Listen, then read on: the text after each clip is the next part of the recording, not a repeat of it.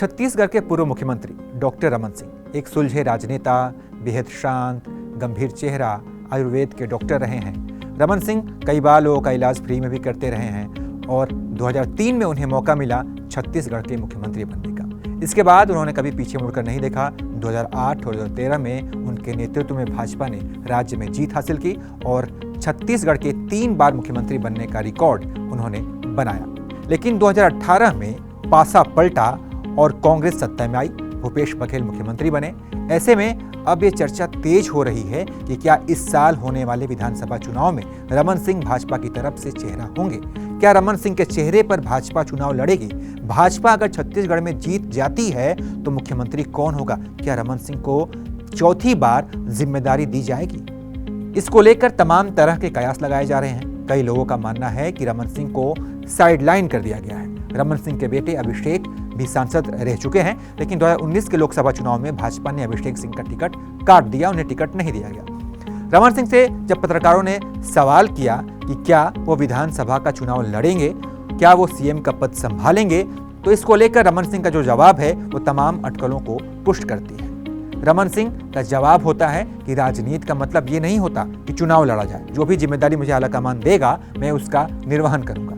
राजनीतिक पंडितों का मानना है कि रमन सिंह के जवाब में इस बात का जवाब छिपा है कि आने वाले समय में बीजेपी रमन सिंह की जगह किसी दूसरे चेहरे पर चुनाव लड़ेगी। अगर छत्तीसगढ़ बीजेपी की तरफ देखें तो कई बदलाव देखने को मिले हैं। छत्तीसगढ़ की राजनीति में बीजेपी ने लगातार कई चेहरों को बदला है। बीजेपी प्रदेश अध्यक्ष के तौर पर अरुण साव की नियुक्ति की गई है। वहीं नेता प्रतिपक्ष के तौर पर नारायण चंदेल को कमान सौंपी गई है, जो कि पहले धर्मलाल कौशिक हुआ करते थे। अब रमन सिंह को लेकर छत्तीसगढ़ में चर्चा का बाजार गर्म है। कयास लगाए जा रहे हैं कि रमन सिंह को साइडलाइन किया जा सकता है। सूत्रों की माने तो आने वाले समय में डॉक्टर रमन सिंह को देश के दूसरे किसी राज्य में कोई बड़ी जिम्मेदारी सौंपी जा सकती है, जैसे कि उन्हें राज्यपाल बनाया जा सकता है या फिर कोई और बड़ी जिम्मेदारी दी जा सकती है।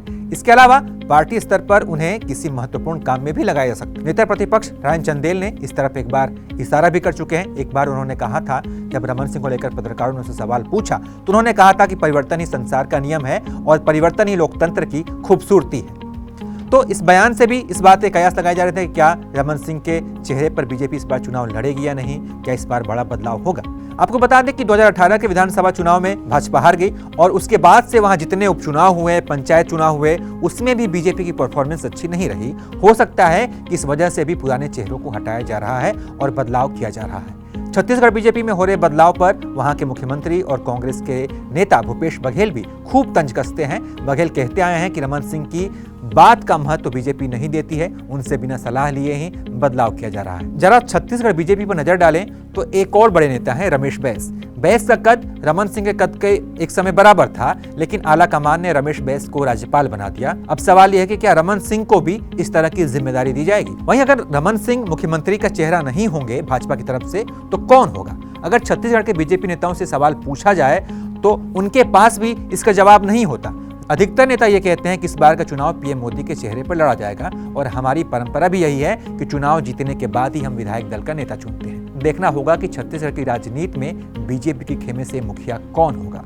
इस पर आपकी क्या राय है? इसके बारे में आप क्या सोचते हैं? क्या रमन सिंह को साइडलाइन किया जा रहा है? क्या नया चेहरा तलाशा जा रहा है? और जिस नए चेहरे की बात हो रही है वो नया चेहरा कौन है? इसके बारे में आप क्या सोचते हैं? इसके बारे में हमें कमेंट करके जरूर बताइए और तमाम अपडेट्स के लिए आप देखते रहिए एबीपी लाइव।